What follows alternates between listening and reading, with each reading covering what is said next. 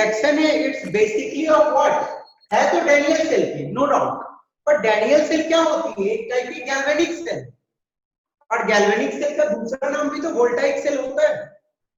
तो इतना सिंपल में नहीं फंसना है यार, ऑल होगा इसका आंसर, ठीक है ना। कॉन्सेप्चुअल कॉन्सेप्ट होते हुए फंस जाओ तो दिक्कत है ना। आइडियल कंसंट्रेशन ऑफ जिंक और copper two generate 1.1 volt potential, 1 molar 1 मोल per decimeter cube, या कॉपर 2 प्लस आयन और जिंक आयन दोनों की कंसंट्रेशन जो सॉल्यूशन रहेगी वो 1 मोलर रहनी चाहिए। Got it.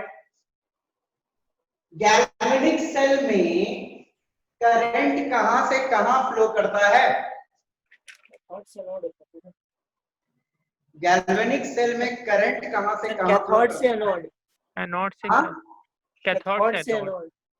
ऑप्शन बेटा दिया हुआ है, कैथोड एनोड कहीं ऑप्शन नहीं नजर आ रहा मुझे। तो प्लस से सर नेगेटिव माइनस, से पॉजिटिव माइनस से पॉजिटिव, बी की ए। बी बी अरे यार साहब तुम लोग ए, रुको। प्लस से माइनस, पॉजिटिव सॉरी से माइनस, प्लस से ए। माइनस बोले उसमें बोल दीजिए। अरे जिंक होता था, याद करो, जिंक यस है, सर, जिंक करंट में का कौन अपोजिट सा डायरेक्शन चार्ज होता है, डेवलप होता इलेक्ट्रॉन था? हो गया। नेगेटिव चार्ज डेवलप होता था, और ये जो कॉपर रहता था उस पे इलेक्ट्रॉन जाती थी। ये जिंक है और ये कॉपर है, इलेक्ट्रॉन की मूवमेंट इधर होती थी, इलेक्ट्रॉन जाता था जिंक से कॉपर, ठीक है ना, और Cu2+ इस पे चढ़ता था तो इस पे पॉजिटिव चार्ज डेवलप होता था। अपोजिट करंट फ्लो होगा positive to minus negative. Negative. इतना सिंपल में बेटा देखो फंसोगे ना तो बहुत दिक्कत है, इतना सिंपल में नहीं फंसना है, ठीक है। चलिए next one, E external in Daniell cell is equal to 1.1 volt, then chemical reaction does not take place। yes, Daniell cell में जो एक्सटर्नल पोटेंशियल यदि 1.1 वोल्ट का हम लगा देते हैं उल्टा कैंसिल हो जाएगा। कनेक्शन, तो करंट स्टॉप हो जाएगी, केमिकल रिएक्शन स्टॉप्स, कोई करंट नहीं फ्लो करेगा। E external is less than 1.1 volt, then electron flows from negative to negative to positive, positive. yes, negative to positive बोलो या zinc to copper, zinc to copper. ठीक है। Electroneutrality principle Charge is buildup। Against charge buildup, unnecessary charge. Charge की buildup, charge buildup नहीं होने देगा electroneutrality principle. The salt bridge should have equal A plus and Cl minus, equal mobility of positive and negative. Ions. हाँ है ना, cation anion जो रहेगी वो इक्वल मोबिलिटी होनी चाहिए। कैटायन एंड आयन का K माइनस इधर आएगा, उतना K प्लस उसी स्पीड में उधर जानी चाहिए, है कि नहीं? Yes. तो should have equal mobility, mobility of ions, जो भी आयंस रहेंगे उसकी मोबिलिटी इक्वल होनी चाहिए।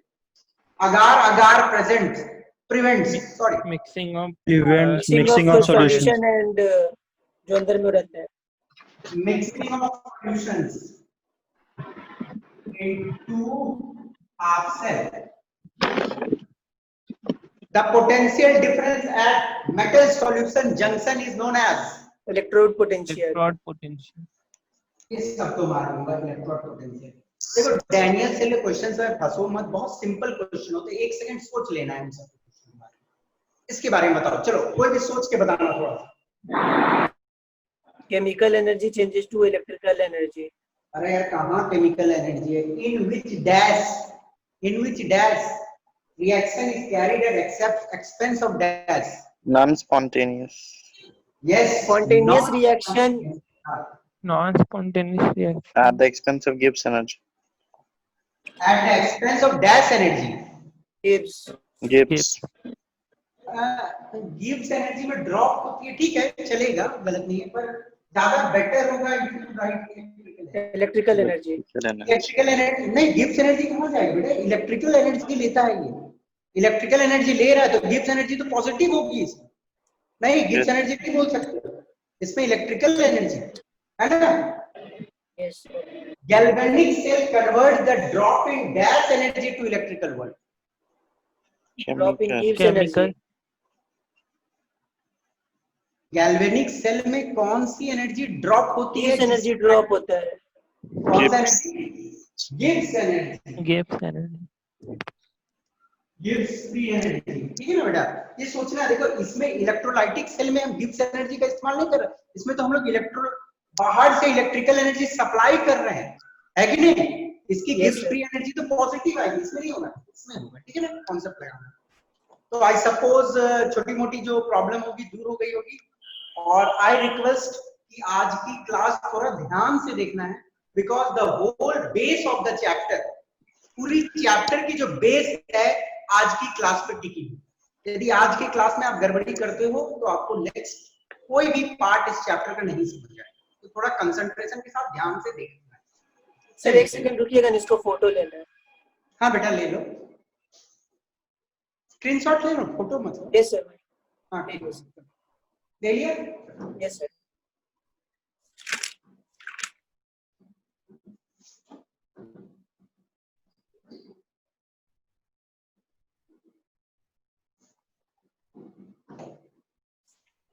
चलिए, लास्ट क्लास में हम लोग देख रहे थे इलेक्ट्रोड पोटेंशियल। हमारी जो पढ़ाई हो रही थी लास्ट क्लास में अबाउट इलेक्ट्रोड पोटेंशियल। ठीक,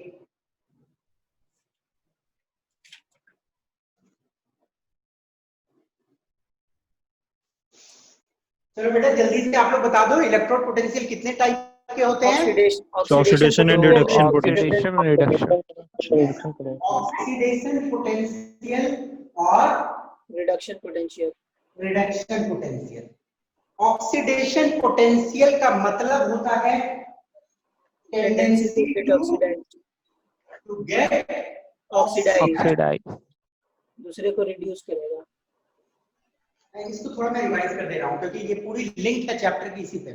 टेंडेंसी टू गेट ऑक्सीडाइज्ड, बोलने का मतलब खुद ऑक्सीडाइज होने की ताकत, अपना ही ऑक्सीडेशन करेगा। ठीक है ना, इसका मतलब क्या है?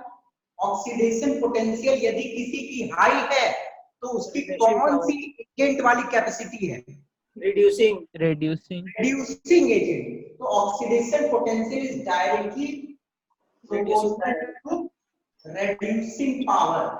यदि खुद ऑक्सीडाइज होगा तो ऑब्वियस सी बात है दूसरे को रिड्यूस करेगा। देखो एक कॉन्सेप्ट दिमाग में बैठा है, ऑक्सीडेशन पोटेंशियल यदि किसी का बहुत हाई है तो बहुत अच्छा कौन सा एजेंट है? Reducing agent. Reducing agent. ठीक है ना, ये दिमाग में बैठा देना। रिडक्शन पोटेंशियल का मतलब होता है tendency to Get reduced. reduced, बोलने का मतलब खुद रेड्यूस होगा, जितनी हाई उतनी जल्दी खुद रेड्यूस होगा। जब खुद रेड्यूस होगा तो दूसरों को ऑक्सीडाइज करेगा। ऑक्सीडाइज करेगा। तो reduction potential is directly proportional to Oxidizing power. Oxidizing power. मान लो कि एक ऐसा चीज है जिसका रिड्यूसिंग पावर मैक्सिमम है, या बोलो तो रिडक्शन पोटेंशियल मैक्सिमम है, तो वो स्ट्रॉन्गेस्ट ऑक्सीडाइजिंग एजेंट होगा, स्ट्रॉन्गेस्ट रिड्यूसिंग एजेंट होगा। Oxidizing agent.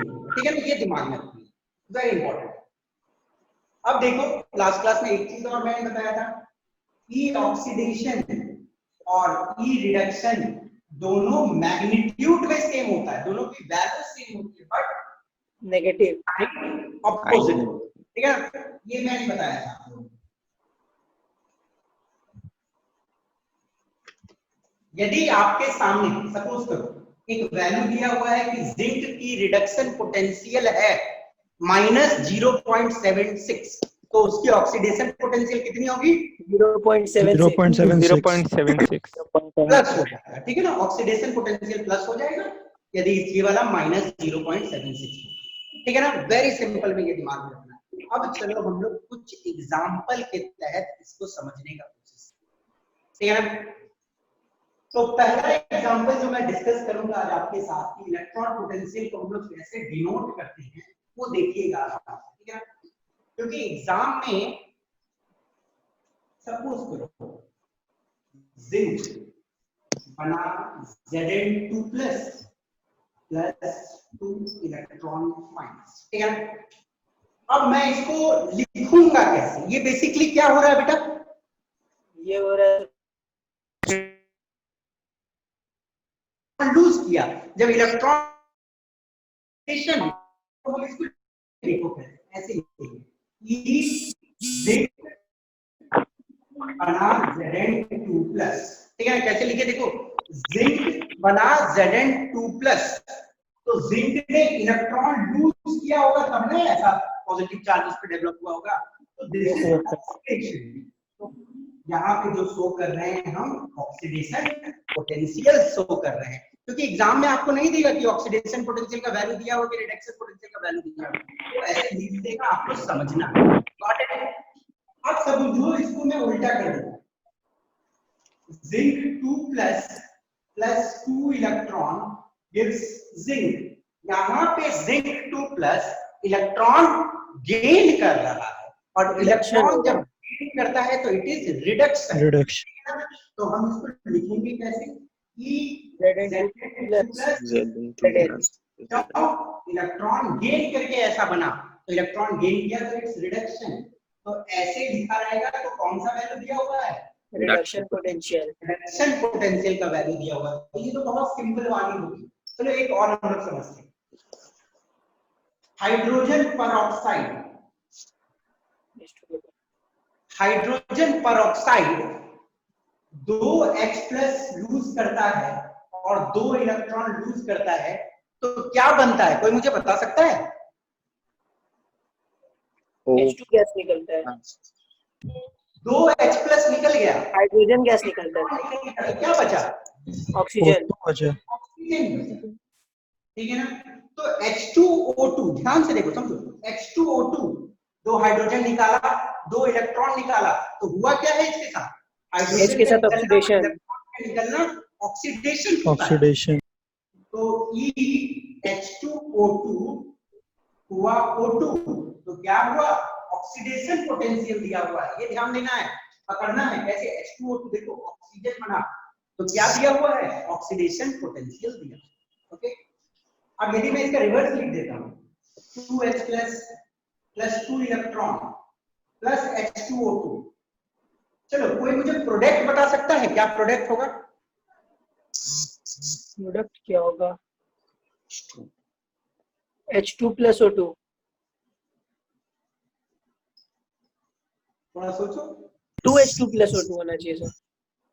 देखो ध्यान से देखो बेटा, 2H और 2 इलेक्ट्रॉन, 2H+ को यदि 2 इलेक्ट्रॉन मिल जाता है तो H2 बनेगा। यस, ध्यान से देखो, 2H+ को 2 इलेक्ट्रॉन मिल जाएगा तो H2 बन सकता है, ठीक है ना। अब ध्यान देखो, यहाँ पे कितने सारे H2 पहले से प्रेजेंट है? 2 H2 प्रेजेंट है, तो 2H2 है, ठीक है ना। ऑक्सीजन कितना है? 2 है, मैं 2 लिख दिया, क्या बना? 2 मॉलिक्यूल ऑफ H2O। समझे बात? तो यस सर, समझ आनी चाहिए, वेरी सिंपल है। 2H+ और 2 इलेक्ट्रॉन यदि H2O2 गेन करता है तो वाटर बनता है, तो हाइड्रोजन गेन किया, इलेक्ट्रॉन गेन किया, हाइड्रोजन का गेन, इलेक्ट्रॉन का गेन क्या होता है? रिडक्शन। रिडक्शन। तो यदि लिखा हुआ है कि H2O2 बना H2O, तो ये रिडक्शन पोटेंशियल दिया हुआ है। आपको मालूम है, स्टैंडर्ड 11th में पढ़ा है, हाइड्रोजन परऑक्साइड ऑक्सीडेशन तो शो करता ही है, साथ में रिडक्शन भी शो करता है, याद है ना सबको?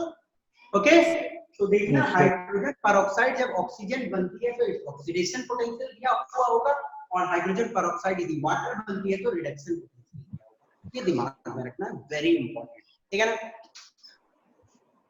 अब हम लोग देखते हैं एक कॉम्प्लेक्स एग्जांपल थोड़ा, AgCl प्लस इलेक्ट्रॉन माइनस क्या बन सकता है? कोई मुझे बताओ। AgCl + electron minus Ag Ag + क्या बनेगा बेटा? Cl minus. Ag + Cl minus. Yes, very good. देखो क्या है, Ag प्लस है, Cl माइनस है, तो इलेक्ट्रॉन कौन गेन करेगा? Ag+ ही ना गेन करेगा। Yes, sir. Ag+ electron gain करेगा, बन जाएगा Ag सॉलिड और निकल जाएगी Cl माइनस वाटर। अंडरस्टूड? तो अब ध्यान देने का है, अब ध्यान देना है आपको कि क्या कैसे लिखेंगे इसको। अच्छा पहले मुझे बताओ इसके साथ हुआ क्या है? रिडक्शन। Reduction, electron gain हो। गेन किया, रिडक्शन हुआ, वेरी गुड। तो ये है रिडक्शन। अब इसको लिखते कैसे है, ध्यान से देखना, इसको लिखेंगे कैसे? AgCl, पहले था AgCl, एक लाइन दिए बना Ag, ओके, और Cl माइनस, ठीक है ना? अब चाहो तो सॉलिड और एक्वस लिख सकते, अंडरस्टूड? अब एक और, मानो Ag सॉलिड है और उसको मैंने क्लोराइड के आयन में रखा है, ये ध्यान से समझना। Ag सॉलिड है, उसको क्लोराइड के आयन में रखा है, ऐसे समझो। मान लो ये बीकर है, इसमें कोई भी क्लोराइड की सॉल्यूशन है, कोई भी Cl माइनस वाली सॉल्यूशन प्रेजेंट है, ठीक है ना? अब मैंने इसमें क्या किया है, एक सिल्वर रॉड, एक सिल्वर रॉड, अंडरस्टूड, और Cl माइनस की सॉल्यूशन है कंटेनर। तो एक्चुअली क्या होगा, मानो यदि सिल्वर इस सॉल्यूशन में एंटर करता है तो Ag प्लस बनेगा और इलेक्ट्रॉन को यहाँ पे लीव कर देगा। तो Ag प्लस तो Cl माइनस के साथ कंबाइन कर देगा सॉल्यूशन में जाते के साथ ही, करेगा कि नहीं करेगा? करेगा। Ag प्लस और Cl माइनस कंबाइन करके बन जाएगा AgCl। ध्यान से समझना है, Ag के एक बार को मैंने AgCl के सॉरी क्लोराइड के सॉल्यूशन में रख दिया, तो Ag प्लस बन के आएगा यहाँ पे और इलेक्ट्रॉन को छोड़ देगा मेटल पे ही, तो Ag प्लस जो है Cl माइनस के साथ कंबाइन कर जाएगा, तो बनेगा AgCl। और क्या बनेगा? Electron minus. इलेक्ट्रॉन, एक इलेक्ट्रॉन को तो यहाँ पे छोड़ के आया है ना, एक इलेक्ट्रॉन छोड़ा है वहां पर, प्लस इलेक्ट्रॉन माइनस, अंडरस्टूड? तो इसके साथ क्या हो रहा है? ऑक्सीडेशन। ऑक्सीडेशन। तो आप इसको लिखेंगे कैसे बेटा? देखो AgCl जो है ना, सिल्वर क्लोराइड सॉल्युबल सॉल्ट, ये पानी में डिसॉल्व नहीं होती है। जब पानी में डिसॉल्व नहीं होती है तो इसको कैसे लिखना है, ध्यान से। EAG सॉलिड बनता तो Ag प्लस है, पर मैं Ag प्लस नहीं लिखूंगा क्योंकि Ag प्लस Cl माइनस के साथ कंबाइन कर जाता है। इलेक्ट्रॉन Cl सॉलिड और in presence of Cl minus ion, ये स्टेट करेंगे कि किसके प्रेजेंस में ये हुआ है। EAG था हम लोग के पास में पहले, वो बना AgCl, इसके प्रेजेंट में क्लोराइड आयन के प्रेजेंट में क्लोराइड आयन रखा, ओके? सपोज क्लियर है? तो ये वाला क्या पोटेंशियल दिखाएगा? Oxidation potential. Yes, this one is oxidation potential and this one is reduction. I suppose idea clear है कि किस तरह लिखना है, कोई दिक्कत नहीं। फिर किसी का आवाज नहीं आ रहा। आप अपना आप लोग ऑडियो को ऑफ कर लो, कुछ इंपॉर्टेंट पोर्शन आने वाली है, ठीक है ना? चलिए आगे बढ़ते हैं।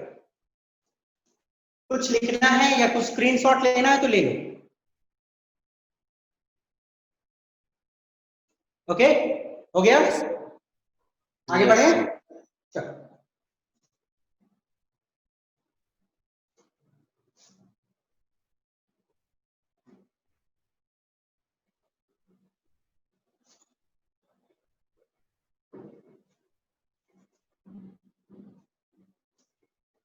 देखिएगा,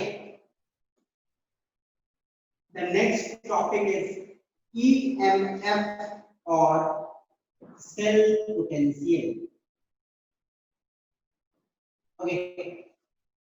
अब EMF का मतलब क्या होता है ये समझो। Electromotive force. It's electro motive force. अब इसका मतलब क्या है ये समझना। Electro means electron, motive means motion. Electron के मोशन के लिए जो फोर्स आती है, ओके? ईएमएफ का एक्चुअल मीनिंग यदि ठेठ भाषा में समझोगे तो इलेक्ट्रॉन के मोशन के लिए जो फोर्स आती है, ठीक है ना, that is known as electromotive force. अब एक्चुअली ये क्या होता है, थोड़ा ध्यान से हम लोग समझने की कोशिश करें। आप सभी को मालूम होगा ये चीज,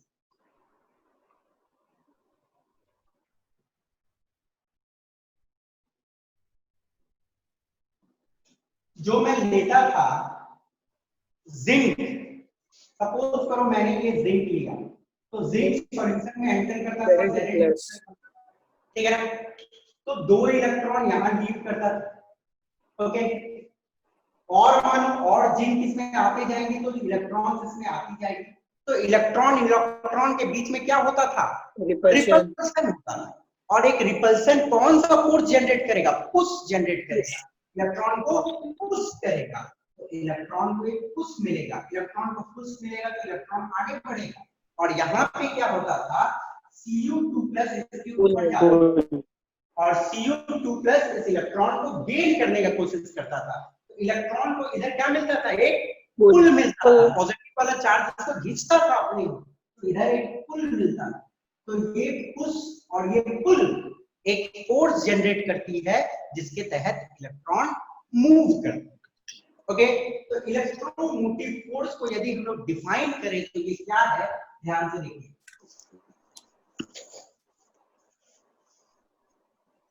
it is the driving force that pushes the electron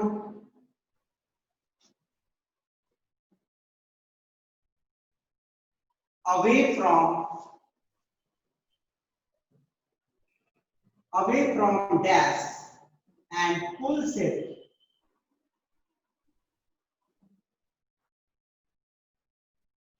towards dash। जल्दी बताओ, pushes the electron away from Anode. anode and pulls it towards the cathode।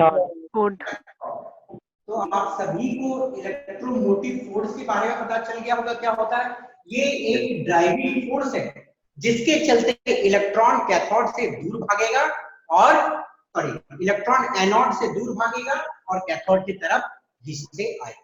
Understood, this is known as electromotive force. यदि electromotive force को हम mathematically लिखते हैं तो mathematically कैसे लिखते हैं, ध्यान से देखिए, ई सेल इसको लिखा जाता है, इलेक्ट्रोमोटिव फोर्स को we can write it as E cell. Understood, या cell potential also E cell. तो ई सेल बेसिकली होती क्या है, potential difference oxidation at anode minus and reduction reduction at cathode। Understood. देखो ये इंपॉर्टेंट है, अब यहां से इंपॉर्टेंट चीज शुरू होती है। ई सेल जो होती है it's summation of oxidation potential of anode and reduction potential of cathode. अब यदि आप इन दोनों को ऐड करते हो और आपको वैल्यू मिलती है पॉजिटिव, यदि आपको वैल्यू मिलती है पॉजिटिव तो रिएक्शन स्पॉन्टेनियस होगा, खुद ब खुद होगा, स्पॉन्टेनियस रिएक्शन। यदि इसकी वैल्यू 0 आती है, ओ नहीं है, 0 है। से यदि इसकी वैल्यू 0 आती है तो रिवर्सिबल से equilibrium। या बोलो तो reaction No reaction. Reaction stop. और यदि इसकी वैल्यू नेगेटिव आती है, non spontaneous reaction reaction reverses। ठीक है ना, ये आपको याद रखना है, ये बहुत इंपॉर्टेंट है कि ई सेल का वैल्यू यदि पॉजिटिव होगा तो रिएक्शन स्पॉन्टेनियस होगा, खुद ब खुद चलेगा। यदि 0 पे है तो रिएक्शन रुका हुआ है, इक्विलिब्रियम पे है। नेगेटिव होगी तो नॉन स्पॉन्टेनियस, ठीक है ना। अब बेसिकली जो होता है, ई सेल को हम लोग जब लिखते हैं तो हम लोग लिखते हैं रिडक्शन पोटेंशियल के टर्म। अब जितना भी कहानी होगा, जितना भी बात होगा, रिडक्शन पोटेंशियल के टर्म में बात होगा। तो ई ऑक्सीडेशन जो एनोड पे हो रही है, तो हम इसको चाहे लिखना तो माइनस रिडक्शन पोटेंशियल लिख सकते हैं कि नहीं लिख सकते? यस सर, लिख सकते हैं, क्योंकि ऑक्सीडेशन पोटेंशियल का जो वैल्यू होता है नेगेटिव ऑफ रिडक्शन पोटेंशियल होता है, हम लोग आराम से लिख सकते हैं, कोई दिक्कत नहीं होनी चाहिए। और रिडक्शन पोटेंशियल को वैसे ही मैं लिख दिया ई रिडक्शन, ठीक है ना, या ऐसे लिख दो ई रिडक्शन पोटेंशियल। ये वाला किसका है, कैथोड का है, और ये वाला किसका है? एनोड का है। ये किसी को समझने में दिक्कत नहीं ना? ऑक्सीडेशन जो एनोड का है, मैंने उसका वैल्यू को चेंज कर दिया, माइनस ERP लिख सकते हैं, because E oxidation is negative of ERP, reduction potential. Got it? तो minus ERP plus ERP of cathode. इसको मैं दूसरे टर्म में आप लिखता हूं तो मैं इसको इधर ला सकता हूं, E cathode minus E anode, और यहाँ पे बोथ आर रिडक्शन पोटेंशियल। ठीक है ना? जो दोनों वैल्यू हम पकड़ रहे हैं वो रिडक्शन पोटेंशियल का वैल्यू पकड़ रहे हैं। ठीक है ना? ये ध्यान देना है। ई सेल, अब ई सेल क्या होती है? बहुत इंपॉर्टेंट इक्वेशन है। E cell is equal to E cathode minus E anode, और both are reduction potential value. दोनों में रिडक्शन पोटेंशियल का वैल्यू लिया हूं। Understood? E cathode minus E anode. बहुत सारे बुक में आपको ये लिखा रहेगा E RHS minus E LHS। अब ये क्यों लिखा रहता है, ये मैं थोड़ा देर में आपको समझाऊंगा। ई RHS माइनस LHS क्यों लिखा, थोड़ा देर बाद समझाऊंगा। तो ई सेल का फॉर्मूला बेटा सब याद कर लो। E cell is equal to E cathode minus E anode, और ई कैथोड मतलब reduction potential of cathode minus reduction potential of anode. सबके दिमाग में ये इक्वेशन बैठी रहनी चाहिए। याद हो गया सबको? E cell is equal to E cathode minus E anode, बस, और कुछ। Anything you want to write, या कुछ कॉपी करना है तो कर लो जल्दी। हो गया सर कॉपी। हो गया? आगे बढ़े। ऊपर वाला फॉर्मूला का यूज आपसे पूछ सकते एनीबॉडी।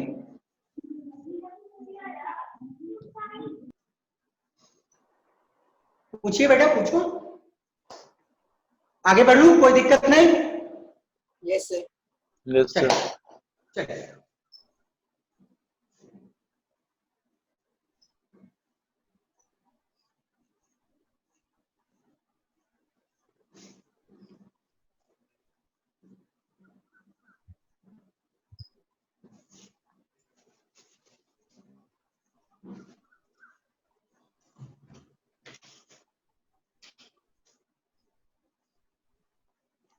IUPAC convention.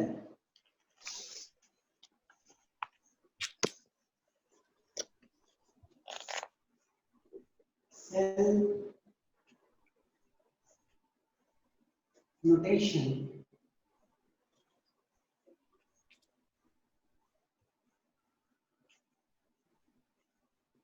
देखो, international union of pure and applied chemistry ने 1953 में कुछ रूल्स दिए, और उन रूल्स के बेसिस पे हम लिखते हैं कि एक सेल में पर्टिकुलर चीज क्या हो रहा है। Okay, and those rules given by IUPAC जो सेल्स के बारे में रिलेटेड है, those rules are known as cell notation 1953। Okay, ये रूल क्या है चलो हम लोग देखते हैं। जो पहला रूल है,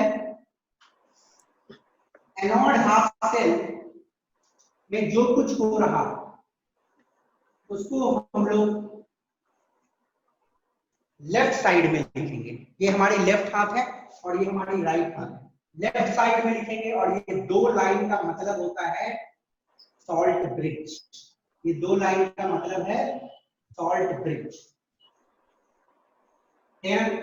होता क्या है, एनोड हाफ सेल, बीच में सॉल्ट ब्रिज, इधर कैथोड हाफ।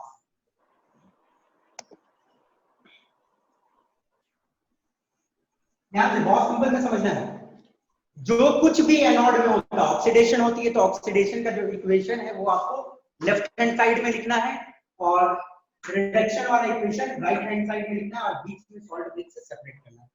अब देखो, कैथोड में जो कुछ कहानी होती है that is right hand side, ठीक है, और एनोड में जो कुछ कहानी होती है that is left hand side. इसलिए हम लोग इसको बोलते हैं ई RHS माइनस ई LHS। ये होती है ना ई cathode minus E anode.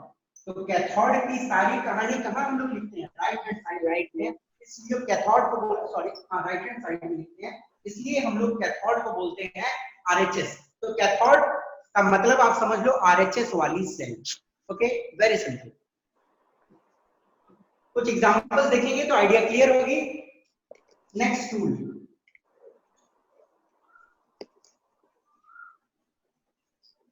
This one is a vertical line. ठीक है ना? Vertical line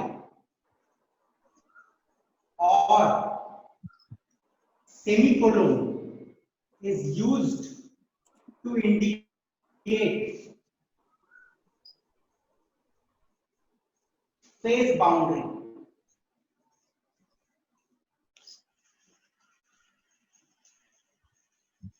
अब फेज बाउंड्री का मतलब क्या है? यदि कोई भी पर्टिकुलर चीज सॉलिड है तो मैं सॉलिड को लिखा, और यदि कोई चीज लिक्विड है तो मैं एक ऐसे वर्टिकल लाइन दूंगा और जो लिक्विड कंपोनेंट है वो लाइन के बाद में, या तो आप लिख सकते हो सॉलिड सेमीकोलन, ठीक है ना? अंडरस्टूड? फेज अलग है ना, सॉलिड फेज लिक्विड फेज, तो लिक्विड फेज सॉलिड फेज को अलग करना है एक वर्टिकल लाइन से या एक सेमीकोलन। ओके, कुछ एग्जांपल देता हूं जिससे आइडिया क्लियर होगा आपका। सपोज करो मैं सबसे सिंपल डैनियल सेल का ही एग्जांपल लेता हूं। जिंक बनता है Zn2 प्लस 2 इलेक्ट्रॉन माइनस। ये इलेक्ट्रॉन कौन गेन करता है?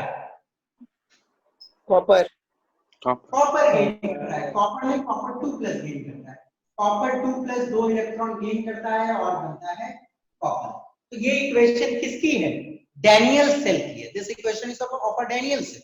अब हम इसको रिप्रेजेंट कैसे करेंगे, ध्यान से देखिएगा बेटा आप लोग। जिंक किस स्टेट में है? सॉलिड स्टेट में है।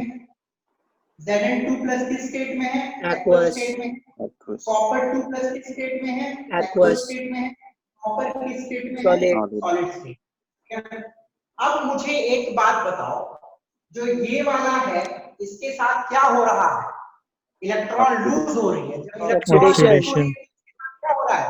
ऑक्सीडेशन। और ऑक्सीडेशन जहां पे होता है वो क्या होता है?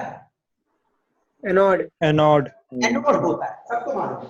कॉपर 2 प्लस इलेक्ट्रॉन गेन कर रही है, तो इलेक्ट्रॉन गेन करता है, रिडक्शन होता है, और जो रिडक्शन होता है वो कौन सा होता है? कैथोड होता है, ठीक है ना? अब हम इसको लिखेंगे कैसे, देखो। एनोड हाफ सेल हमेशा लेफ्ट हैंड साइड में, ठीक है ना? एनोड हाफ सेल में जो हो रहा है लेफ्ट हैंड साइड में, सबसे पहले देखो जिंक इस स्टेट में है, सॉलिड स्टेट में, ठीक है ना? बनी Zn2 plus aqueous, state change हुआ, एक vertical line, state change vertical line, Zn2 plus aqueous. तो ये तो कहानी हो गई एनोड हाफ सेल की। फिर separated by double solid bridge, ठीक है ना? अब यहाँ पे क्या हो रहा है? कॉपर 2 प्लस एक्वस है, ठीक है ना? सिंगल वर्टिकल फेज चेंज हो रही है, सॉलिड हो रहा है, फेज बाउंड्री सॉलिड। ये रिप्रेजेंट करने का तरीका है कि सेल में क्या हो रहा है, ठीक है ना? आई सपोज आइडिया क्लियर हो गया, ठीक है? और एग्जांपल देखते हैं। सपोज करो दिस इज एग्जांपल ए। एक और एग्जांपल देखते हैं। Fe2 प्लस 2 इलेक्ट्रॉन गेन करता है, क्या बनता है? जल्दी कोई बताएगा?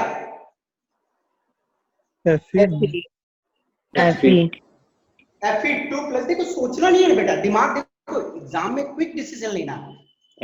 2 यूनिट चार्ज है ना, 2 यूनिट पॉजिटिव चार्ज को 2 यूनिट नेगेटिव चार्ज को कैंसिल ही कर देगा, तो ये बन जाएगी।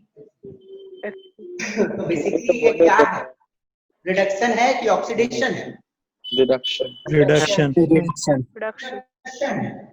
और जब रिडक्शन होती है तो वो कहाँ पे होती है? कैथोड पे होता है।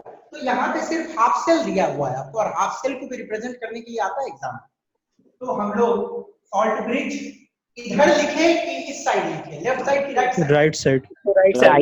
राइट क्योंकि रिडक्शन होती है कैथोड पे। तो देखो Fe2 प्लस एक्वस, कुछ देना है बीच में क्या? वो लाइन जो है phase boundary, vertical line, phase boundary, ठीक है ना? और Fe सॉलिड। समझ आ गया होगा सबको? Yes sir. सॉल्ट ब्रिज के राइट साइड में क्यों? क्योंकि रिडक्शन हो रही है और रिडक्शन होता है। ओके, वेरी सिंपल, सबको समझ आई होगी। अब एग्जांपल एक और देता हूं, ऊपर में देता हूं। सर लेफ्ट खाली रहेगा। क्या बोल रहे हो बेटा? तो इसका लेफ्ट साइड खाली रहेगा। कोई भी कैटायन नहीं, मैं सिर्फ हाफ सेल लिखा हूँ, मैं पूरा सेल नहीं लिखा हूँ। हाफ सेल के भी इक्वेशंस एग्जाम में आते हैं, ठीक है, आपको समझने के लिए एग्जांपल्स दे रहा हूँ। कंप्लीट सेल तो रहेगा तभी ना काम करेगा, हाफ सेल तो नहीं काम करेगा। और एक एग्जांपल, क्रोमियम 3+ डैश गेन करेगा तो क्रोमियम 2+ बनेगा। एक इलेक्ट्रॉन सर। एक इलेक्ट्रॉन इलेक्ट्रॉन लूज करेगा सर। गेन एक करेगा। इलेक्ट्रॉन गेन कर गेन करेगा, एक इलेक्ट्रॉन गेन करेगा तो Cr2+। तो ये वाला रिडक्शन है कि ऑक्सीडेशन है? रिडक्शन। रिडक्शन। रिडक्शन है। तो ये कैथोड हाफ सेल है कि एनोड हाफ सेल है? Cathode cathode half cell. Cathode half cell electron gain होगी, electron gain is reduction. Cathode half cell तो इधर लिखेंगे Cr3+ एक्वस। Cr3 2+ आप aqueous। कहानी बाउंड्री नहीं देंगे। नहीं Aqueous। नहीं देंगे सर। सिंपल क्या करेंगे, कॉमा से सेपरेट करेंगे, सेमीकोलन नहीं। सेमीकोलन का मतलब फेस बाउंड्री होता है, सिर्फ एक कॉमा से सेपरेट करेंगे। Cr2+ एक्वस हो गया, सही है? सही समझ में नहीं आया हमको। नहीं समझ आया? फिर से रिपीट करते हैं, देखो Cr3+, ठीक है ना, इलेक्ट्रॉन गेन करेगा तो क्या बनेगा बेटा? Cr2+, ठीक है ना। अब ये वाला रिडक्शन है कि ऑक्सीडेशन है? रिडक्शन। रिडक्शन है। तो रिडक्शन को हम लोग कैथोड हाफ सेल मानते हैं, तो कैथोड हाफ सेल को लिखा जाता है राइट हैंड साइड, ठीक है ना, तो राइट हैंड साइड लिखते हैं। तो Cr3+ एक्वस स्टेट में रहती है और ये भी एक्वस स्टेट है। दोनों में कोई फेज का डिफरेंस है क्या? दोनों तो लिक्विड ही है, कोई सॉलिड लिक्विड तो नहीं है, दोनों लिक्विड है। तो कैसे लिखना है? Salt bridge Cr3+ aqueous, phase अलग है ही नहीं, तो फेज अलग है ही नहीं, तो वर्टिकल लाइन सेमीकोलन का इस्तेमाल नहीं हो, ठीक है ना। सिर्फ हम लोग कैसे सेपरेट करेंगे? कॉमा से सेपरेट करेंगे, ठीक है ना, कॉमा से सेपरेट करेंगे। Cr3+ एक्वस क्या बना? Cr2+ aqueous. समझ आई बेटा कि नहीं समझ आई? आ गया सर। आ गया। अब मुझे कोई बताएगा क्या ये कंप्लीट हो गया? सही है इक्वेशन? नहीं सर, स्टार्टिंग में भी कुछ होगा। क्या ये बोल हाफ रहे सेल है हाफ सर, हाफ सेल है इसीलिए ऐसे लिखे, नहीं तो आगे तो कुछ होगा ही। हो? हाफ सेल है तो ठीक है, मैं पूछ रहा हूँ कि क्या ये हाफ सेल इक्वेशन सही है? इलेक्ट्रॉन का ये इसमें कुछ है। देखो सब कुछ सही है, इलेक्ट्रॉन पर दिखाना मैंने होगा। एक बात चैप्टर के स्टार्टिंग में पढ़ाया था, याद करो कि यदि सिर्फ आयन रहेंगे तो आयन का ऑक्सीडेशन या रिडक्शन होने के लिए एक इलेक्ट्रोड तो चाहिए ना, एक कोई मेटल की सरफेस चाहिए ना, क्योंकि पानी ही में कर लेगा ये रिडक्शन। याद करो मैंने बोला था जब आयंस रहेंगे तो आपको एक मेटल की सरफेस चाहिए ऑक्सीडेशन या रिडक्शन होने के लिए। इनर्ट इलेक्ट्रोड लगाएंगे हम यहाँ पे, तो वी रिक्वायर्ड इनर्ट इलेक्ट्रोड। तो एक वर्टिकल लाइन और प्लेटिनम दे दो या कार्बन दे दो जिसके सरफेस पे ये वाला रिडक्शन होगा। रिडक्शन तो पानी के अंदर में तो नहीं होगा ना बेटा, कि इलेक्ट्रॉन पानी में तो एंटर करता नहीं, मैंने बोला था आपको इलेक्ट्रॉन पानी में एंटर नहीं करेगा इसके साथ रिएक्ट करने के लिए। तो एक सरफेस चाहिए जहां पे रिडक्शन या ऑक्सीडेशन, रिडक्शन ऑक्सीडेशन होती कहां पे? एक मेटल के सरफेस पे होती है। तो एक मेटल चाहिए जो इनर्ट हो, तो प्लैटिनम सॉलिड एक इनर्ट इलेक्ट्रोड लगाएंगे और स्टेट डिफरेंट है, एक्वस है, सॉलिड है, तो स्टेट डिफरेंस के चलते एक वर्टिकल लाइन डालेंगे। तो ये दिमाग में रखना है, जब सिर्फ आयंस प्रेजेंट हो तो एक इनर्ट इलेक्ट्रोड आपको लगाना पड़ेगा जिसके सरफेस पे ऑक्सीडेशन या रिडक्शन हो। सबको ये आइडिया क्लियर हुआ कि नहीं हुआ? Yes sir. ओके, चलो आगे बढ़ते हैं। कुछ लिखना है या कुछ करना है? ये एग्जांपल बहुत कॉमन एग्जांपल्स है, लिख सकते हो, स्क्रीनशॉट लेना, जो करना कर दो। चलिए आगे बढ़ते हैं।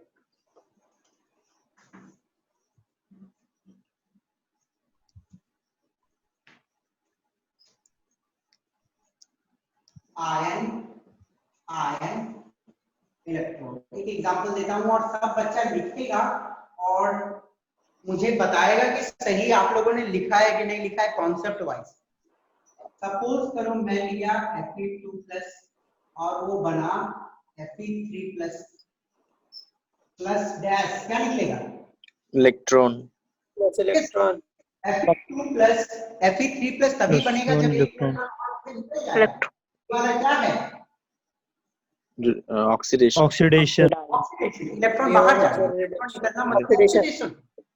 अब इसको लिखेंगे कैसे? लेफ्ट साइड की right side? Left side Left sir. side. Left Left side. Anode. Bridge के लेफ्ट साइड लिखाएगा क्योंकि ये ऑक्सीडेशन हो रहा है। तो कैसे लिखेंगे? दोनों आयंस है, दोनों आयंस है, तो हमको एक इलेक्ट्रोड चाहिए इनर्ट वाला, तो हम लोग लगा देंगे एक इनर्ट इलेक्ट्रॉन प्लैटिनम सॉलिड लगा दो या आप कार्बन लगा दो graphite electrode. Platinum solid state solid है तो फेज बाउंड्री लगाओ, फेज बाउंड्री लगा दिया। फिर क्या हुआ था? Fe2+ आया था, Fe2+. एक्वस वाला, और सिर्फ कॉमा देंगे, क्या देंगे? कॉमा देंगे और क्या बन गई? Fe3+ aqueous. Aqueous salt bridge. और इधर जो हाफ सेल होगा उसको लिखेंगे। ओके, लिखना सीख लो, दैट इज इंपॉर्टेंट। ऑक्सीडेशन मतलब एनोड वाला पार्ट, ठीक है ना? This is ion electrode. Ion है तो बेटा आपको लगाना है इनर्ट वाला गैस इलेक्ट्रोड।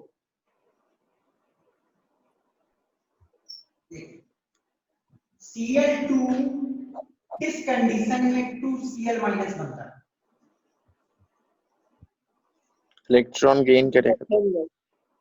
इलेक्ट्रॉन गेन करेगा, 2 इलेक्ट्रॉन गेन करेगा। Cl2 यदि 2 इलेक्ट्रॉन गेन करेगा तो 2Cl- बनेगा। तो ये कौन सा प्रोसेस है? रिडक्शन। इधर लिखेंगे राइट। सॉल्ट ब्रिज, इसके इधर Cl2 गैसियस, फेज बाउंड्री आएगा कि नहीं आएगा? No sir. नहीं है। No, sir. Cl- एक्वस होता है, गैसियस है। गैस और लिक्विड में Yes, sir, डिफरेंस I- नहीं होता है क्या? ओ हाँ यस कॉमन सर। आएगा, वर्टिकल लाइन आएगा। वर्टिकल लाइन Cl- ठीक है ना? कंप्लीट हो गया क्या? नहीं सर, नहीं इलेक्ट्रोड sir. देना होगा। Sir, platinum एक इलेक्ट्रोड solution. देना पड़ेगा जिसके सरफेस पे ऑक्सीडेशन होगी। तो फेज बाउंड्री प्लैटिनम सॉलिड लगाओ या कार्बन सॉलिड लगाओ, ठीक है ना? प्लैटिनम सॉलिड या कार्बन सॉलिड। अंडरस्टूड? समझ आई कि नहीं समझ आई? Yes sir clear. सर यहाँ पे इलेक्ट्रोड क्यों नहीं है? बेटा 2 नहीं लिखे जरूरी नहीं है, सिर्फ आयन स्टेट करना पड़ता है, वो लिखना नहीं है, स्टोइचियोमेट्री मेंशन करने की जरूरत है, ठीक है ना? Got it? Yes sir. तो ये वाला कौन सा सेल है? कैथोड हाफ सेल बनेगा कि एनोड हाफ सेल बनेगा? Cathode. Cathode. Cathode half cell बनेगा। बहुत सिंपल, कुछ तो है नहीं इसमें समझने का।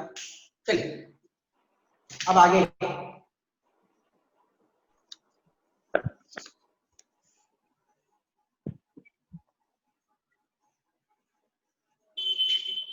एजिस ये है तुम्हारा, ये इंपॉर्टेंट है।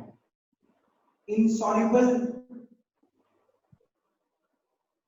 Salt electrode,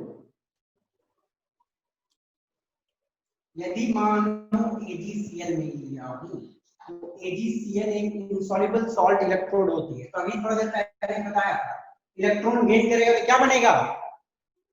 Ag plus Ag और Ag Cl minus plus. Ag plus Cl minus। Cl minus. Ag ये इलेक्ट्रॉन को गेन कर लेगा और Cl माइनस चल जाएगा। Ag सॉलिड और Cl माइनस है, ठीक है? तो लिखेंगे इसको कैसे, ध्यान से। ये ऑक्सीडेशन है कि रिडक्शन है? रिडक्शन। रिडक्शन। रिडक्शन है। तो इस कौन सा हाफ सेल बनेगा? कैथोड हाफ सेल बनेगा। कैथोड।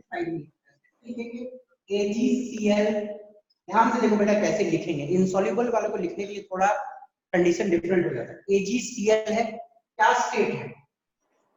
सॉलिड। सॉलिड। AgCl क्या स्टेट है? सॉलिड स्टेट, ठीक है? AgCl सॉलिड होती है। अब क्या हुआ नॉर्मली हम लोग लिखने टाइम में यदि कोई डिफरेंट बाउंड्री वाला प्रोडक्ट है तो उसको पहले लिख देते हैं। तो Cl माइनस एक डिफरेंट बाउंड्री वाला प्रोडक्ट है, phase boundary Cl minus aqueous, ठीक है, फिर phase boundary Ag solid. Normally ये एक मेथड फॉलो किया जाता है कि यदि कोई डिफरेंट फेज बाउंड्री वाला है तो आप उसको स्लैश देके पहले लिख दें, ठीक है ना। पर यदि नहीं भी चाहो तो आप उसको ऐसे भी लिख सकते हो, AgCl solid comma Ag solid Cl minus, ये भी चलेगा, ठीक है ना। बट नॉर्मली मैं जो फॉलो करूंगा ये मेथड फॉलो करूंगा कि जो डिफरेंट बाउंड्री वाला है उसको पहले लिख दिया, AgCl सॉलिड, प्रोडक्ट में डिफरेंट बाउंड्री वाला पहले, फिर उसके बाद Ag सॉलिड। ओके, ये तो प्रेजेंट है, ठीक है, समझ गए? Yes, sir. Yes, sir. तो ये कुछ एग्जांपल हुए जिससे आइडिया आपको क्लियर होगा कि क्या होता है नहीं होता। एक बहुत ही सिंपल क्वेश्चन देता हूं जिसको आप लोग बनाओगे। एक सेकंड।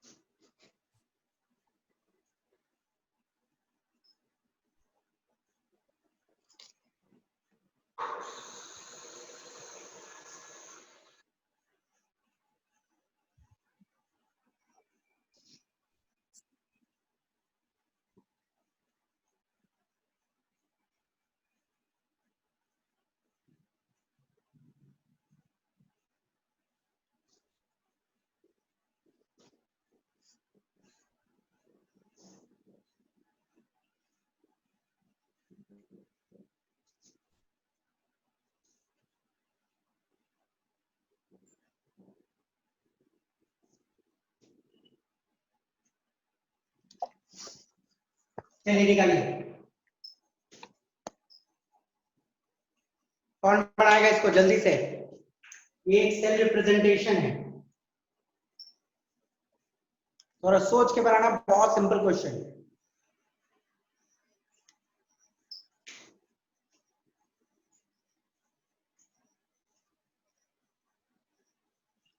अंशु अपना माइक को बंद कर लो बेटा थोड़ा सा।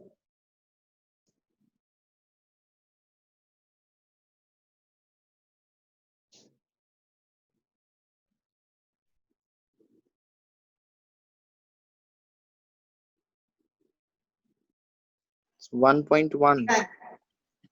Minus 1.1. कितना आंसर है बेटा? Minus 1.1. 1.1. उत्कर्ष आप बताओ आंसर पहले अपना। Minus 1.1. गलत है। और कोई? मेरा प्लस 1.1. प्लस 1.1 सही है। क्या नाम है बेटा, नाम बताओ। अंशु. यस सही है, प्लस 1.1 इज राइट आंसर। और कोई? और कोई? चलो देखते हैं। ये एक बहुत ही सिंपल क्वेश्चन है, ध्यान से देखो। ये वाला पार्ट क्या है? This is anode half cell and this one is Cathode. Cathode half cell. Okay, साफ समझ आ रही है? X बन रहा है X2 प्लस, ठीक है ना। तो इलेक्ट्रॉन लूज हो रही है, तो इलेक्ट्रॉन लूज मींस ऑक्सीडेशन, और ये वाला इलेक्ट्रॉन गेन कर रहा है। Y2 प्लस है तो Y बन रहा है, तो इलेक्ट्रॉन गेन कर रहा है, तो इलेक्ट्रॉन गेन कर रहा है, तो दिस इज कैथोड। ये साफ समझ आ रही है, सिंपल देखिए। अब ई सेल क्या होती है? E oxidation at anode plus E reduction at Cathode. ये तो बहुत सिंपल फॉर्मूला है, ये सबको मालूम होगा। अब जो वैल्यू आपको दिया हुआ है, बड़ा ध्यान से देखिएगा। x से x2 प्लस वैल्यू दिया हुआ है, तो ये कौन सा वैल्यू है? Oxidation. Oxidation potential. Oxidation है।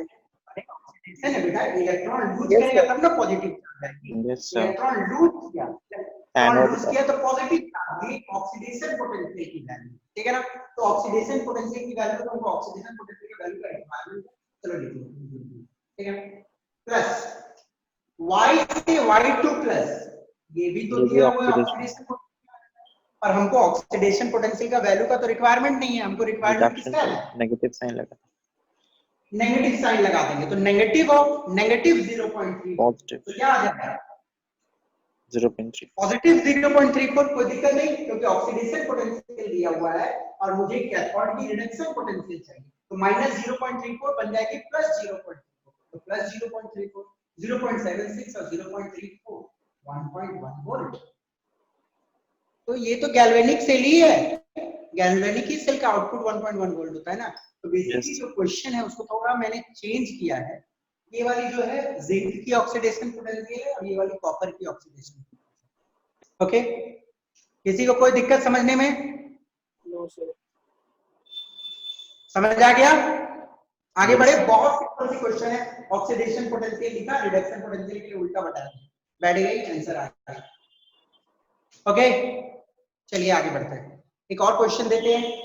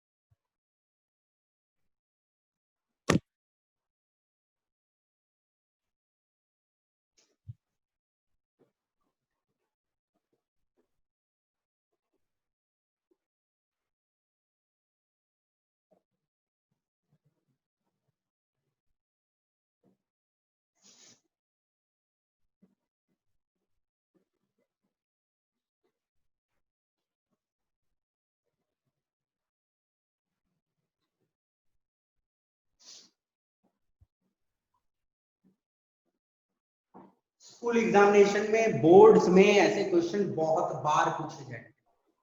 चलो इसको बना के देखो, फिर मैं जब बताऊंगा तो देखना कि आपका कॉन्सेप्ट सही है कि गलत है। Right half cell reaction and net cell reaction, बहुत सिंपल। देखो ये चैप्टर को माथा पे लोगे तो बहुत टफ चैप्टर है, तो बहुत आसान चैप्टर, ऑक्सीडेशन रिडक्शन खाली समझना। Right half cell reaction and net cell reaction, ये वाला तो एनोड हाफ सेल है, ये वाला कैथोड हाफ सेल है, सबको कहानी मालूम है। कोई लिख पाया क्या इक्वेशन? लिख रहे सर।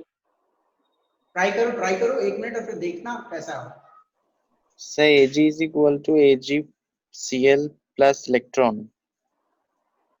हाँ बेटा, मैं नहीं सुन पाया, एक बार रिपीट करोगे?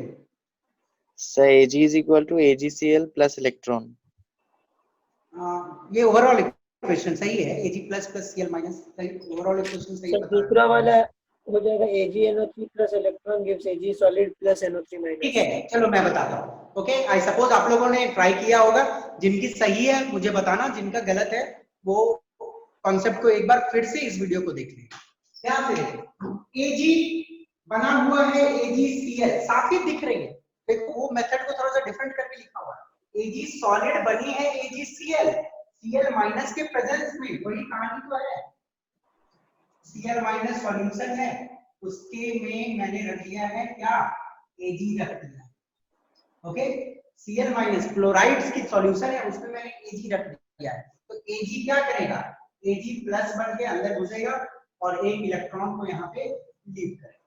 ठीक है, तो देखो पहला जो आपसे इक्वेशन होगा Ag solid plus Cl minus को गेन करेगा, सॉल्यूशन में जाएगा, बनेगा AgCl प्लस इलेक्ट्रॉन माइनस। ठीक है ना?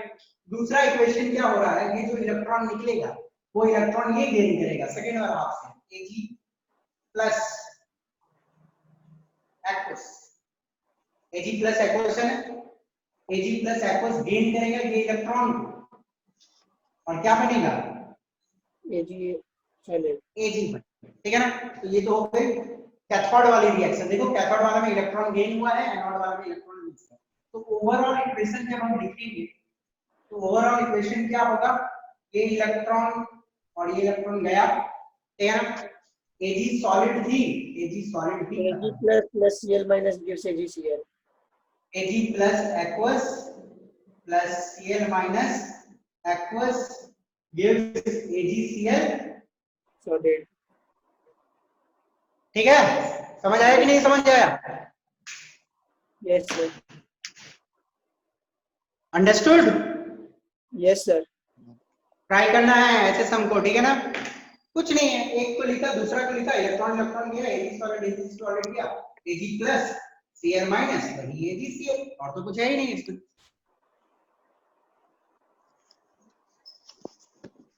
तो AgNO3 है ना? हाँ, AgNO3 से Ag प्लस, AgNO3 से Ag प्लस आया। अच्छा, Ag प्लस ही ना मिलेगा, Ag प्लस के लिए इलेक्ट्रॉन को क्या मिलेगा?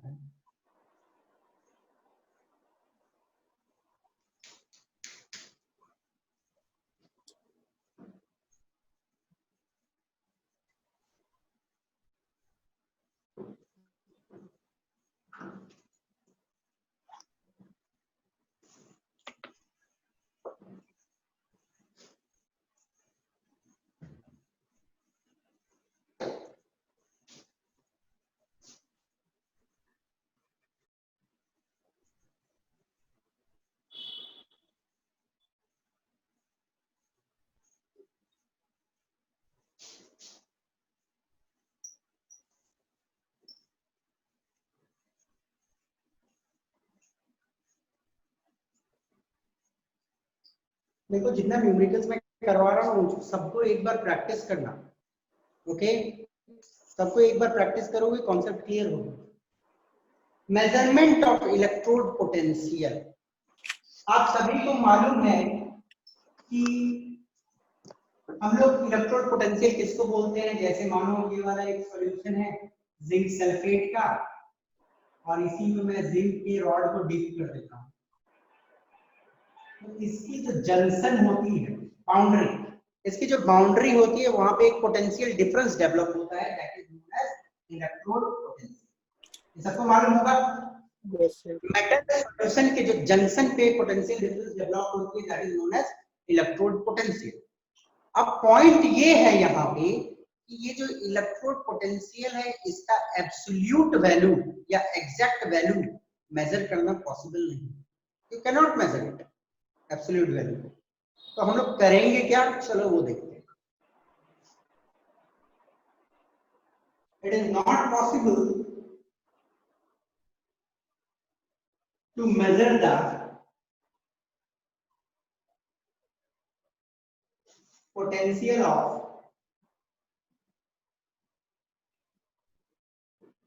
individual half cell. कोई भी इंडिविजुअल हाफ सेल का अकेला पोटेंशियल आप मेजर कर ही नहीं सकते, आप यहाँ पे कोई इंस्ट्रूमेंट भी नहीं लगा सकते हो, बात है। तो कोई भी इंडिविजुअल हाफ सेल का जो पोटेंशियल है वो मेजर करना पॉसिबल नहीं है। तो हम मेजर क्या करते हैं, चलो वो देखते हैं। E cell is measured. E cell is measured, which is the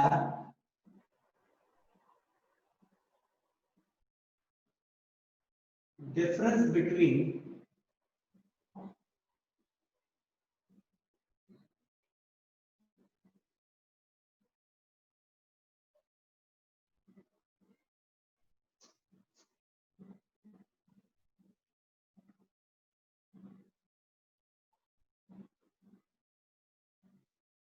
देखो आप लोगों को मालूम है ई सेल क्या होती है? ई कैथोड माइनस ई एनोड। तो बेसिकली हम लोग ई सेल मेजर करते हैं, ई सेल मेजर करते हैं। और ई सेल दो इंडिविजुअल हाफ सेल जो होते हैं उनकी पोटेंशियल की डिफरेंस है ना, दो इंडिविजुअल हाफ सेल होती है उनकी पोटेंशियल की डिफरेंस होती है, दैट इज ई सेल। तो ई सेल क्या होती है? ई कैथोड माइनस ई एनोड, दो हाफ सेल का डिफरेंस है ई सेल, ओके? तो ई सेल तो हम बहुत आराम से मेजर कर सकते हैं। कैसे मेजर करेंगे? फिर एक हाफ सेल लेते हैं, दूसरा हाफ सेल लेते हैं, उसमें एक रॉड रहती है, उसमें भी एक रॉड रहती है, यहाँ सॉल्ट ब्रिज लगा हुआ रहता है, ठीक है ना, ये वायर के थ्रू कनेक्टेड रहती है, एक एमीटर लगा हुआ रहता है और उसके पैरेलल में एक वोल्ट मीटर लगा देते हैं, ठीक है ना। ये जो पैरेलल में वोल्ट मीटर लगाए हैं ये क्या करेगा, हम लोग को दोनों के बीच का पोटेंशियल डिफरेंस देगा, तो हमें ई सेल का वैल्यू ये वोल्ट मीटर से पता चल जाएगा। अंडरस्टूड? अच्छा चलो, कोई बच्चा मुझे बताएगा कि मैं जो वोल्ट मीटर लगाया हूं कि यहाँ पे वोल्टा मीटर लगाऊं, वोल्ट मीटर या वोल्टा मीटर में क्या फर्क होता है, कोई बता सकता है? वोल्टा। मैं यहाँ पे वोल्ट मीटर लगाऊंगा कि वोल्टा मीटर लगाऊंगा? नहीं मालूम सर। तो दोनों का डिफरेंस क्या है? दोनों में डिफरेंस क्या है? अरे बहुत डिफरेंस है, बाप रे बाप। वोल्ट मीटर और वोल्टा मीटर बेटा एक्चुअली पोटेंशियल डिफरेंस मेजर करने के लिए वोल्ट मीटर का इस्तेमाल होता है। यदि आपको पोटेंशियल डिफरेंस मेजर करनी है दो पॉइंट के बीच में तो हम लोग यूज करते हैं वोल्ट मीटर, और वोल्टा मीटर जो यूज होती है अमाउंट ऑफ इलेक्ट्रिसिटी जो पास होती है उसको मेजर करने। तो आपको वोल्टा मीटर नहीं यूज करना, बहुत बच्चे गलती से वोल्टा मीटर लिख देते हैं, तो वोल्टा मीटर एक बहुत ही अलग डिवाइस है। We use volt meter to measure potential difference. तो हम लोगों को, चलो वो कहानी नहीं है, वो फिजिक्स की कहानी है, हम लोग क्या किए, वोल्ट मीटर लगाएं, तो वोल्ट मीटर हम लोगों को क्या किया, इन दोनों के बीच में पोटेंशियल डिफरेंस दे दिया, तो हम लोगों को ई सेल मिल गया। तो ई सेल का वैल्यू हमें वोल्ट मीटर दे देता है, ओके। पर यदि आप मुझे कोई बोले कि ठीक है आपके पास ई सेल का वैल्यू आ गया, आप मुझे ई कैथोड का वैल्यू, आप बता सकते हो क्या ई कैथोड का वैल्यू क्या होगा? Yes sir, E cell plus E node. Yes sir, half of E cell होगा। एक मिनट, ई सेल का वैल्यू मालूम है आपको, मालूम है इसका वैल्यू एक्स है, आपको कोई ये निकालने बोला तो आप निकाल लोगे, इसका वैल्यू मालूम है, एनोड का पता रहना चाहिए एनोड का पता होना चाहिए तब ना, वो तो पता ही नहीं रहेगा। पता ही नहीं है तो निकालोगे कहां से, पॉसिबल ही नहीं है।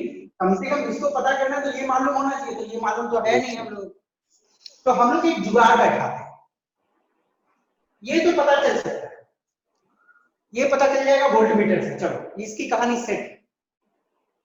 पर हम लोग एक जुगाड़ बैठाएंगे अब, और एक जुगाड़ बैठाएंगे जहां पे हम लोग इंडिविजुअल हाफ सेल का पोटेंशियल मेजर कर सकते हैं।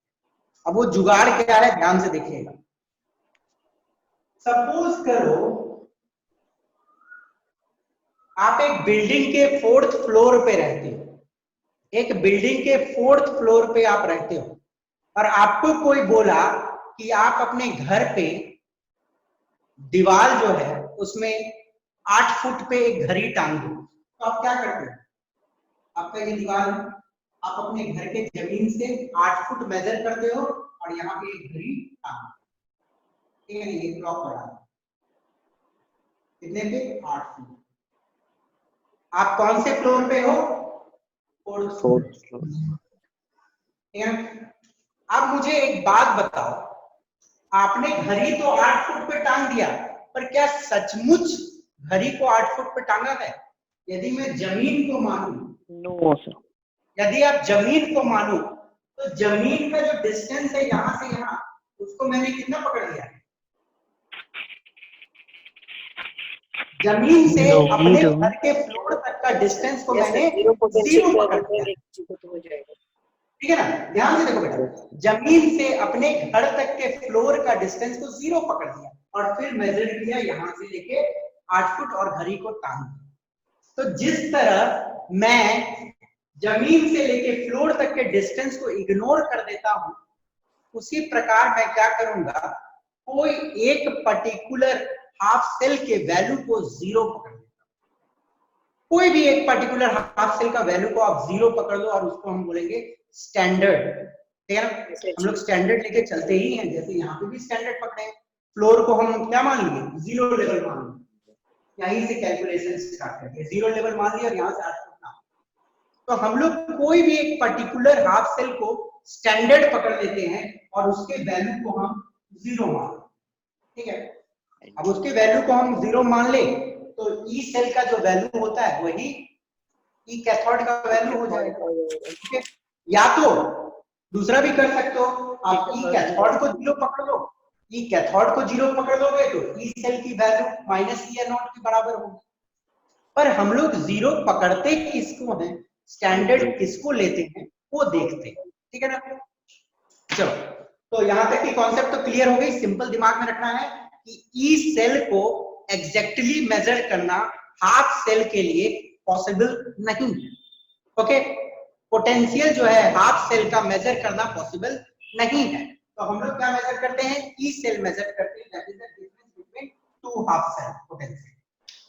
अब डिफरेंस हमें पता चल जाता है, फिर एक को हम लोग स्टैंडर्ड पकड़ लेंगे जिसके पोटेंशियल को हम जीरो मानते हैं, ओके। फिर ऑटोमेटिकली जो हाफ सेल है वो ई सेल के वैल्यू के बराबर होगा। बट स्टैंडर्ड हम लोग किसको पकड़ते हैं, चलो देखते हैं।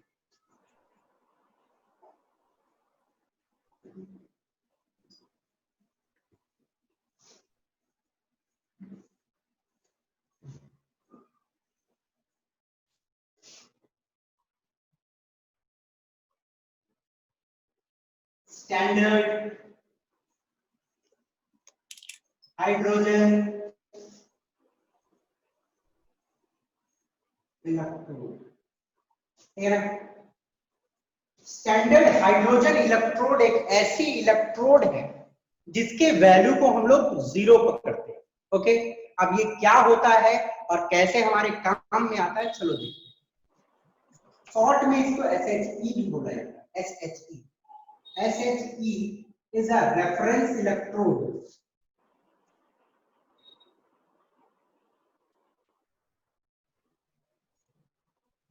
against which the potential of all other half cell is measured.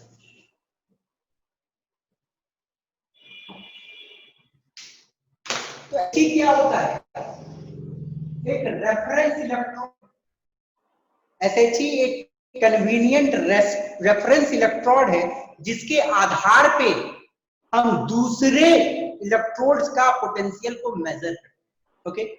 अब देखते हैं तब समझ आएगी चीज। एक्चुअली स्टैंडर्ड हाइड्रोजन इलेक्ट्रोड क्या है पहले उसको देखते हैं। हम लोग क्या करते हैं, एक हाफ सेल लेते हैं, उसमें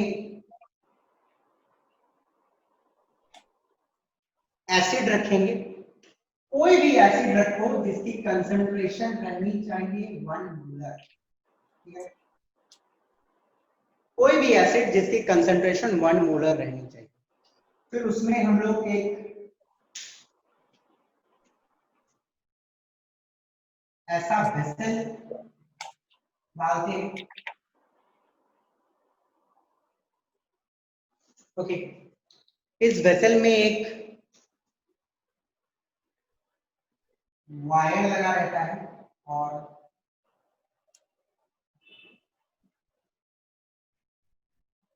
नीचे में platinum foil coated with finally divided platinum, ठीक है। इस वायर में प्लैटिनम की फॉइल लगी हुई है और उसमें छोटे छोटे प्लैटिनम के हम लोग टुकड़े को लगा देंगे, छोटे छोटे प्लैटिनम के टुकड़े यहाँ पे लगे, ठीक है। स्टैंडर्ड कंडीशन में मेजर करना है तो टेम्परेचर को आपको 298 केल्विन लेना है और यहां से हाइड्रोजन गैस हम डालते हैं 1 बार प्रेशर, ठीक है ना। स्टैंडर्ड कंडीशन रखना है सब कुछ। 1 मोलर एसिड की सॉल्यूशन लेनी है, टेम्परेचर को 298 केल्विन लेना है, हाइड्रोजन को भी 1 बार प्रेशर पे अंदर डालना है, ठीक है ना। तो स्टैंडर्ड कंडीशन में एक मैंने ऐसा कंस्ट्रक्ट। अब क्या करेंगे, इसके साथ में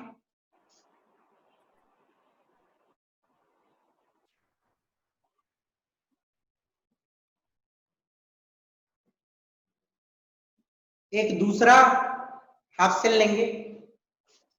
सपोज करो मैं जिंक ले लिया, ठीक है ना, जिंक सल्फेट ले लिया, जिंक सल्फेट, इसकी भी कंसंट्रेशन को 1 m लेंगे। इसमें जिंक की रॉड लगाएंगे, ठीक है, और इन दोनों को कनेक्ट कर देंगे, हुआ एमीटर और पैरेलल में वोल्टमीटर, सॉरी वोल्टमीटर पैरेलल में लगती है वोल्टमीटर, मालूम है? और एक सॉल्ट, ठीक है, एक ऐसा सेटअप बनाएंगे। अंडरस्टूड? तो ऑब्वियसली इस सेटअप में करंट भी फ्लो होगा। अब यदि मैं बोलूं स्टैंडर्ड कंडीशन है तो ई सेल को ई डिग्री सेल बोलते हैं। यदि स्टैंडर्ड कंडीशन लेते हैं जैसे टेम्परेचर 298, 1 बार एटमॉस्फेरिक प्रेशर, 1 मोलर वॉल्यूम या 1 मोलर कंसंट्रेशन, तो हम स्टैंडर्ड कंडीशन, तो स्टैंडर्ड कंडीशन में लिखेंगे ई डिग्री सेल। ई डिग्री सेल क्या होती है? ई डिग्री कैथोड माइनस ई डिग्री एनोड, ठीक है। पर हमें पता कैसे चलेगा कि कौन कैथोड है और कौन एनोड है? पता तो ऐसे नहीं चलेगा। पर आपको एक बात मालूम है कि करंट की डायरेक्शन होती है कैथोड से एनोड। करंट हमेशा कहां से कहां फ्लो करता है? कैथोड से एनोड। आप यदि करंट का डायरेक्शन को समझ लो तो आपको पता चल जाएगा कि कैथोड कौन है, एनोड कौन है। अब सपोज करो करंट ऐसे फ्लो, सपोज करो करंट की फ्लो ऐसे, तो करंट की फ्लो ऐसे है तो कैथोड कौन सा होगा? हाइड्रोजन। हाइड्रोजन वाला इलेक्ट्रोड कैथोड होगा और ये वाला एनोड होगा। और एक तरीका है पकड़ने का, बहुत आसान तरीका। देखो क्या है, जाएगा मीटर में, यदि सॉल्यूशन में जाएगा, जिंक सॉल्यूशन में जाएगा, बनेगा Zn2+, इलेक्ट्रॉन यहां से मूव करेगी, इलेक्ट्रॉन आगे बढ़ेगा इस डायरेक्शन में, तो जिंक 2+ बार बार सॉल्यूशन में जाते रहेगा और जिंक की प्लेट जो है पतली होती रहेगी। यदि पतला हो रहा है तो हम समझ लेंगे ये वाला कौन सा है? एनोड। एनोड, ठीक है ना। और यदि डिपॉजिट हो रहा है तो क्या होगा? कैथोड। कैथोड है। इजीली समझ सकते हैं हम लोग। और इस कंडीशन में चलो हम मान लेते हैं कि जिंक एनोड है। एक पल के लिए हम मान लिए जिंक एनोड है, ठीक है ना। और करंट का डायरेक्शन भी देख के हम पकड़ लेते हैं कि जिंक एनोड है। चलो अब मैं क्या करता हूं, जो स्टैंडर्ड हाइड्रोजन इलेक्ट्रोड लिया उसके वैल्यू को मैं मान लिया 0, उसकी रिडक्शन पोटेंशियल के वैल्यू को मैं मान लिया 0, ठीक है ना। अब ये डिग्री सेल की जो वैल्यू आएगी it will be equal to minus degree anode. अगली मानो वैल्यू आया x, एक पल के लिए मानो वैल्यू आया x, तो E degree anode will be equal to minus x। Okay, ये हो गई रिडक्शन पोटेंशियल की value, standard reduction potential of zinc. Zinc का रिडक्शन पोटेंशियल हमको यहां से मिल गया ना, -x, वो -x हमको वोल्टमीटर से पता चला, ठीक है। अब मैंने जिंक से पता कर लिया कहानी। अगली बार मैंने कॉपर लगा दिया, अगली बार सिल्वर लगा दिया, अगली बार प्लेटिनम लगा दिया, अगली बार गोल्ड लगा दिया, जो मन तो लगाने का मैग्नीशियम लगा दिया। हर केस में हमें इसका एक वैल्यू मिलेगा और ये वैल्यू तो हम पहले ही से 0 पकड़ के रखे हैं। और जो जो वैल्यूज मिलेंगे आप उसकी एक लिस्ट बनाते चल जाओ, और एक लिस्ट बनाओगे तो वो लिस्ट जो होगा वो क्या होगा? रिडक्शन पोटेंशियल की वैल्यूज का लिस्ट होगा with respect to hydrogen electrode, जिसको मैंने रेफरेंस पकड़ा, और ये स्टैंडर्ड हो। तो ये जितनी भी वैल्यू आएगी स्टैंडर्ड रिडक्शन पोटेंशियल की वैल्यू आएगी, ओके। और सारे कंडीशन देख लो 298 केल्विन, 1 बार प्रेशर, 1 मोलर कंसंट्रेशन, तो हमें एक इलेक्ट्रोकेमिकल सीरीज मिल जाए, ठीक है ना। अब इलेक्ट्रोकेमिकल सीरीज क्या होता है मैं एक बार आप लोगों को दिखाता हूं, ठीक है।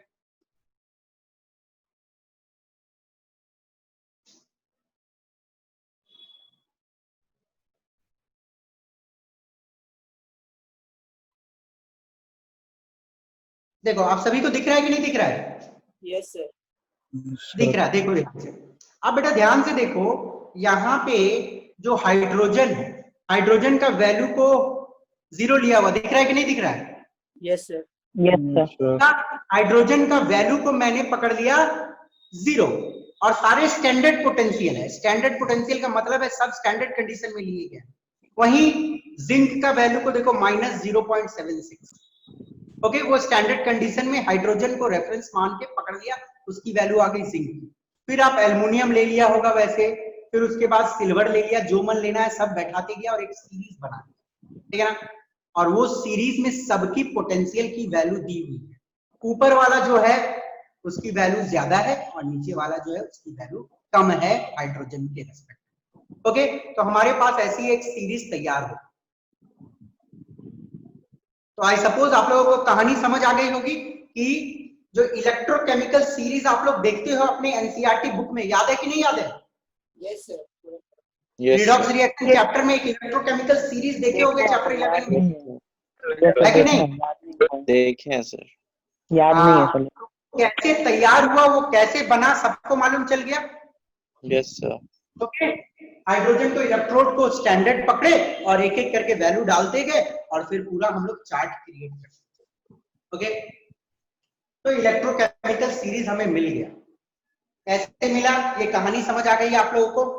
तो बहुत बार क्वेश्चन, अब इसमें इंपॉर्टेंट क्वेश्चन क्या आता है कि why platinum is used. Platinum का इस्तेमाल क्यों किया गया है? रिएक्ट नहीं करता वो। React. It provides a surface for oxidation or reduction, है ना। It provides a surface, got it, for oxidation or reduction, got it। और बोला जाता है कभी काल, पूछा गया ये क्वेश्चन कि फाइनली डिवाइडेड प्लैटिनम हम लोग इसके ऊपर क्यों लगाते हैं? तो बता सकता है फाइनली डिवाइडेड प्लैटिनम क्यों लगाते सरफेस हैं? एरिया को बढ़ाने के लिए। क्या बनाने के लिए? सरफेस एरिया बढ़ाने के लिए। हाँ, ये सिंपल सी, आप लोगों ने जूनियर क्लास में पढ़ा है कि रिएक्शन करते वक्त सल्फ्यूरिक एसिड है और उसमें जो हम लोग जिंक डालते हैं, जिंक डालते हैं, टुकड़े डालते हैं, जिंक छोटे छोटे टुकड़े क्यों डालते हैं? क्योंकि सरफेस एरिया ऑफ रिएक्शन बढ़ जाए। ओके, तो आपसे यदि पूछा जाए कि फाइनली डिवाइडेड प्लैटिनम लेने का रीजन क्या है, तो increase the surface area. Understood?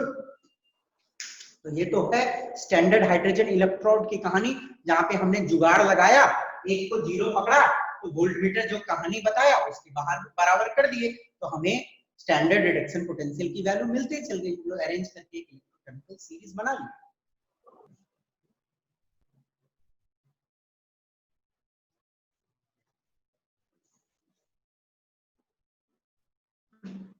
अब देखो कहानी ये है कि स्टैंडर्ड हाइड्रोजन इलेक्ट्रोड जो है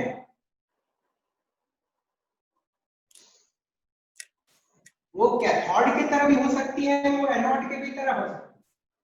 हम लगा सकते हैं, हम चाहेंगे तो एसएचई कैथोड की तरह भी लगा सकते हैं, एनोड की भी तरह लगा सकते हैं। जो हम लोगों ने थोड़ा देर पहले देखा वो किस टाइप की थी? कैथोड की एनोड? कैथोड। कैथोड, ध्यान से।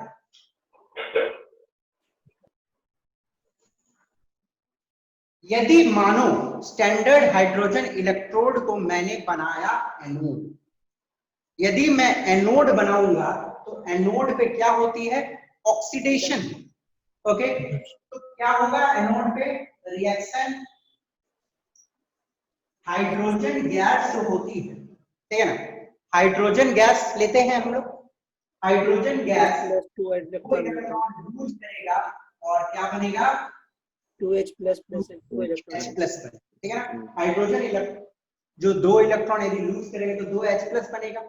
ओके, तो ये होगी ऑक्सीडेशन। तो इसको हम लोग लिखेंगे कैसे, EH2 गैस बन गई H प्लस।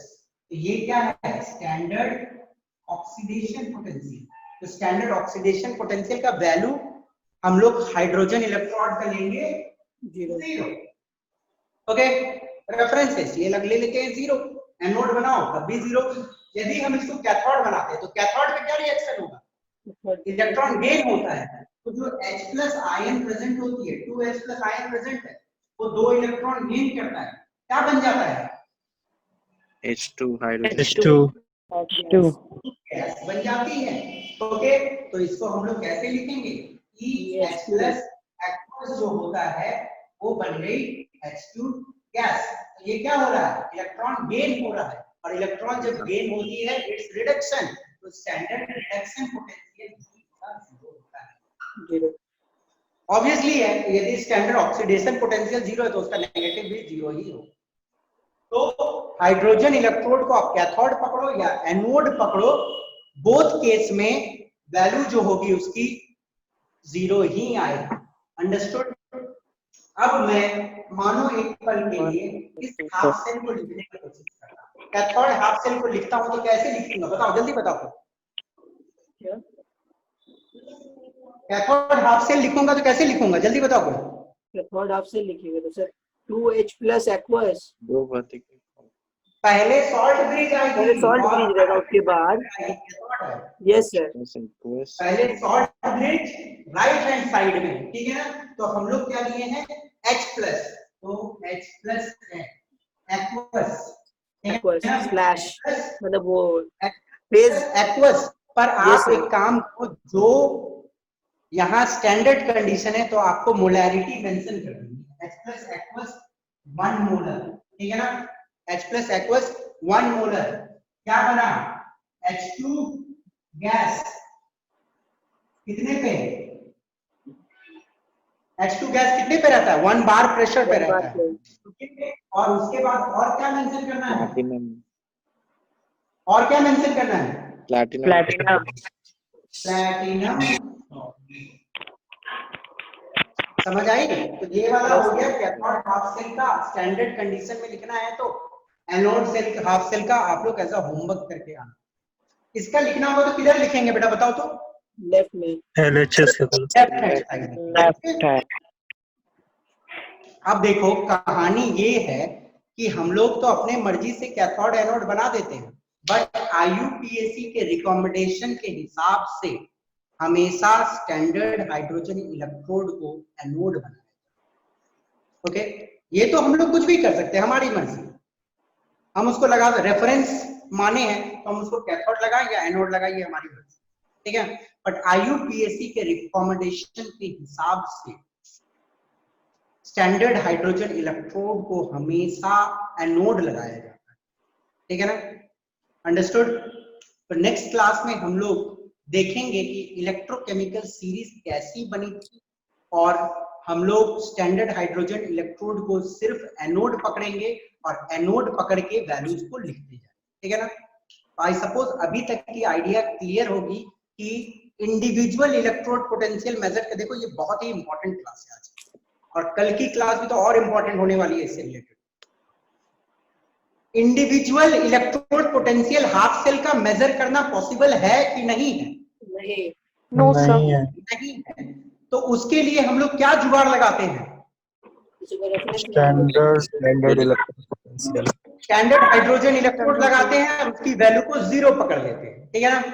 यस सर और स्टैंडर्ड हाइड्रोजन इलेक्ट्रोड को हमेशा एनोड लेके चला जाता है, जो नेक्स्ट क्लास में हम देखेंगे, और फिर पूरी इलेक्ट्रोकेमिकल सीरीज तैयार करेंगे आप लोगों के साथ।